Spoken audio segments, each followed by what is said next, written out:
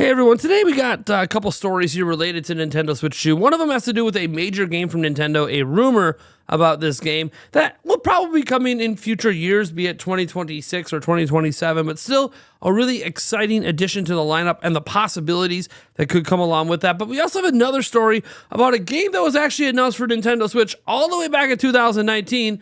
I actually got to play a demo of it, and it's still not here. And now with recent updates, we can start to think maybe we might be seeing it on April 2nd, and it could be related to Nintendo Switch 2.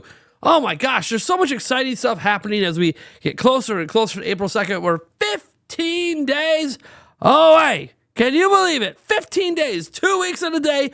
We have a podcast tomorrow. That's our second to last podcast episode for the Nintendo by podcast, the second to last one before we get to the Nintendo Switch 2 Direct. That's really exciting. But you know what? Let's go ahead and dive into our first story after I remind you that we are giving away a Nintendo Switch 2. That's right. Right now, down in the pinned comment or in the description, click the link, the viral sweep link, enter. I wish everybody luck when we draw a winner. Later, we'll also be giving away a second Nintendo Switch 2 through a live stream. That'll be happening probably in the month of April or May. All right, guys, let's go ahead and dive into the news. And this first one actually comes from the Xbox blog. What? So over here, there's a new blog post by Xbox, and we got Copilot popping up here. We're going to say no thanks on that one.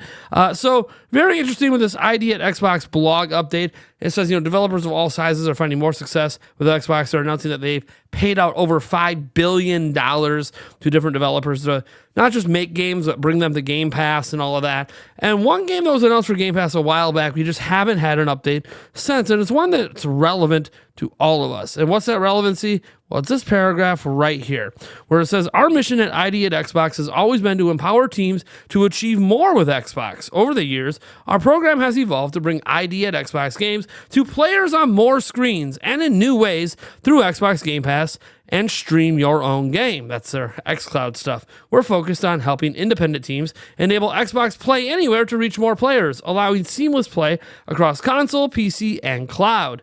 No matter where people choose to play, we're working with developers to make the most of the features unique to that device or screen. Looking ahead, our lineup is incredible with upcoming games like Claire Obscure, Expedition 33, Descenders Next, and FBC Firebreak to play across the whole Xbox universe. And here's the tease. And, of course, Knight Silksong 2. Oh, man!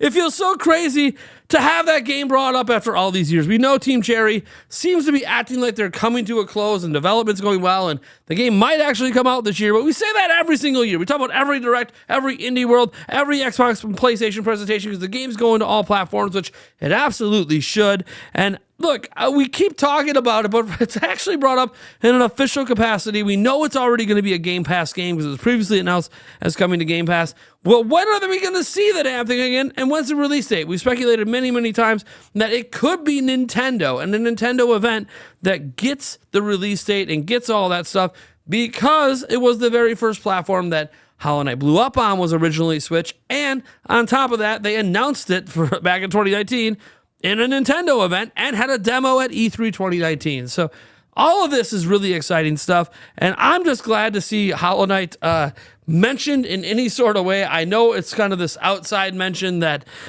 isn't from Team Cherry, but look, I am going to keep the faith alive.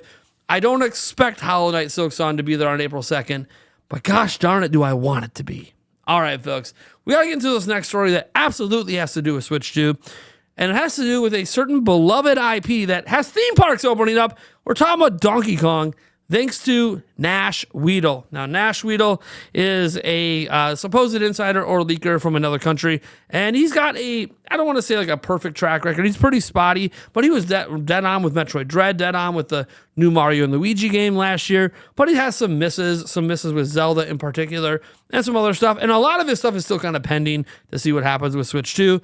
So, look, like anything, take it with a grain of salt, but we gotta go to his latest stuff here. He says, the next Donkey Kong game won't leave you indifferent. Now, to me, that suggests something rather large, but we gotta look into something things. So like this guy says, hey, I need to know, indifferent in a good way. And he responds and says, it depends on what each person expects. I can only say that for me, it is in a good way. Now, we obviously don't know what he expects or what he's got going on. So we look at this post as well. So will we know anything on April 2nd? And unfortunately, this essentially says, no, the game will not be shown on April 2nd. So no, it's not something we're going to see or should be expecting, at least according to the Nash Weedle, on April 2nd. If it is there on April 2nd, well then Nash Weedle was just wrong, is what it is. But what he's essentially saying is that whatever this is going to be something that's not going to leave us guessing or leave us like, oh, whatever. Like, I think another side-scrolling Donkey Kong game, another country kind of game, as much as those games rock, it would leave a lot of us wanting.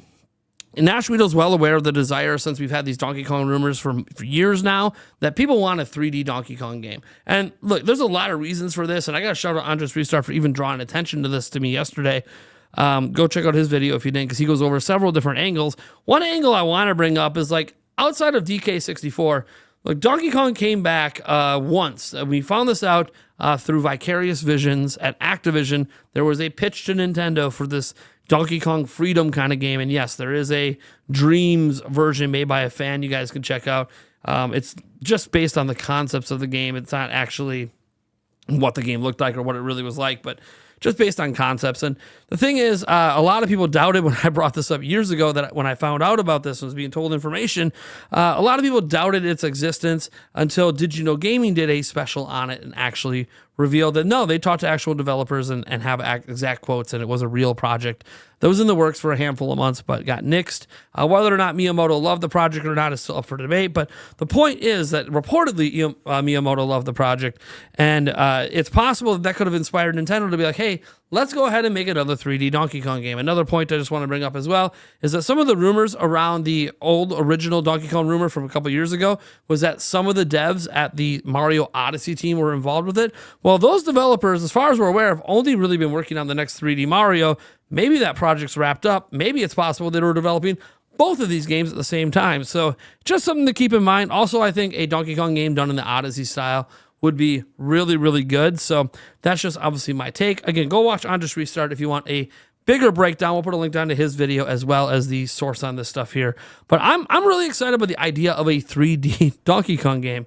I'm of mind that 3D Donkey Kong needs to happen. We haven't had one officially since, obviously the DK64 days. And I feel like, while that game wasn't the best, it was maybe one of the weakest 3D moves by one of Nintendo's IPs, it still showed some promise. Promise, I feel like that can be fully realized now with some sort of open world island environment where, like, you can freely swing and get on those mine carts and travel long distances and do lots of crazy things with the enemies and the bosses and the puzzles.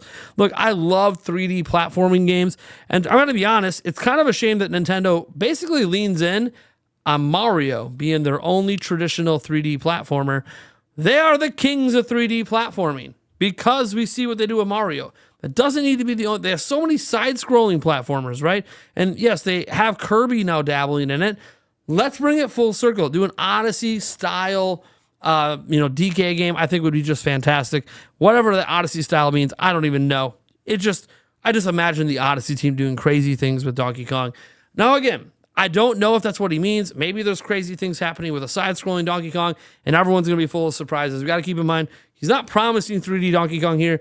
But to me, when you say something like, hey, the next Donkey Kong game won't leave you indifferent, that to me screams 3D. But you know what? Again, I have bias because it's what I want as well. So got to throw that out there. Either way, it sounds like the next DK game is going to be exciting, assuming that Nash Weedle is correct. All right, folks. I want to thank you so much for tuning in. I am Nathaniel Reveljans from Nintendo Prime. It's been a lot of fun talking to you guys. And you know what? I'll see you tonight on our live stream and then tomorrow on the podcast. Bye, everyone.